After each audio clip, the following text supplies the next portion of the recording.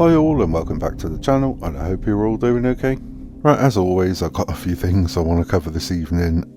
Nothing too exciting except for the thumbnail with Max. That's kind of weird, but I'll come on to that in a bit, because first of all I want to start off with Carlos Sainz, because he's feeling puzzled after finishing Friday's Monaco Grand Prix practice sessions more than 6 tenths down on his teammate Charles Leclerc, despite driving the same car as Sainz, who has historically performed well around Monaco.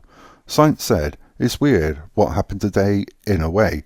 At the same time, when I see I'm probably the quickest over the long run, there's something there to understand, and if we put everything together, we should be okay by tomorrow." And it does seem kind of weird, because Carlos doesn't seem to have the same amount of confidence in the Ferrari that Charles Leclerc's got. And sticking with Carlos Sainz, it's believed he is in advanced talks with Williams, according to motorsport.com. Williams have laid out ambitious targets for the future in an attempt to convince Sainz to join the team. Williams are said to be pushing for infrastructure changes, which they hope can help them advance on the grid, and have already agreed a customer engine deal with Mercedes for 2026. And I did see this story floating around a few times over the last couple of days, but I didn't cover it because I didn't really think it was ever going to happen, but it's certainly gathering pace at the moment, so whether there'll be a silly season announcement coming up anytime soon, who knows. Then I want to move on to Lewis Hamilton, because he believes Mercedes enjoyed the best day they have ever had on track so far in 2024 during FP2 at the Monaco Grand Prix. Hamilton posted the second fastest time of the session, less than 2 tenths behind Ferrari's Charles Leclerc. Hamilton said, "It's been a good day, definitely. The best day we've had on track. The car was a positive, I enjoyed driving it. The track is amazing, the grip is quite good. We still have some challenges with the balance, but it looked strong." And to add to that, I mean, in FP1 he did top the timesheets there, but as always I don't go much on free practices, because that's just what it is, it's a practice. So to me, free practice 3 is by far more telling, especially given that qualifying in Monaco is by far more important than the race itself. So I don't go much on that at all. I had to cover it because obviously Mercedes, that is a huge gain from where they've been previously, but that may only be track dependent.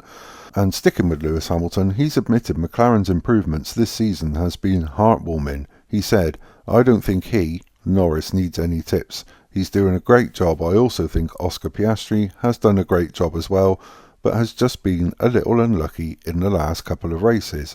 I am excited to see both of them progress, but mostly for McLaren.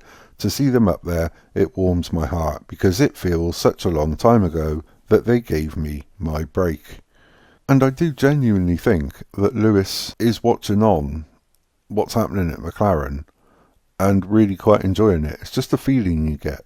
And then I want to finish up with Max Verstappen, because he believes that even major setup changes won't be able to rescue Red Bull from a miserable Monaco Grand Prix weekend.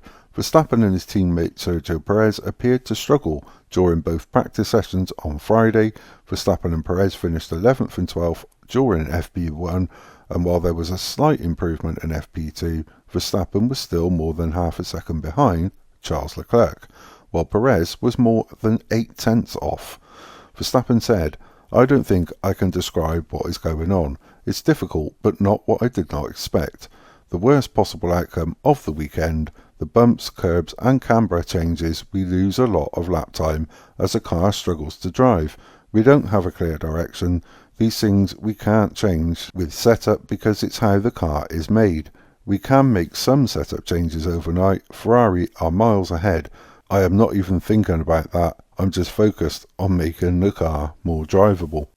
Well, I think you are thinking about that there, Max, but I wonder what's going on there. I mean, again, like Mercedes, is this track dependent? Is it something that they can't dial out of the car, bumps and curbs and so on like that? Max sort of hinted towards that by saying that's how the car's made, whereas Mercedes, maybe they run a slightly higher car, higher rate car, therefore they can take the bumps in the corners much better. It's a really interesting one to see how that one unfolds, but yeah, as always, that's all I've got for you this evening. I can't wait to see what FP3 and qualifying brings tomorrow. The race, as I've said, it's not that important really, is it? Unless they have more than one pit stop, then it may get a little bit then it may get a little bit more interesting. But anyway, thank you again so much indeed for your comments, your likes and your shares. Honestly, I truly do appreciate it. It means a lot to me, and thank you so much indeed for that. And of course, if you do like what I do, please consider pressing the like button, also press the subscribe button, and also press the notification bell so you get those all important future warnings of my uploads. And as always, until the next time, take care.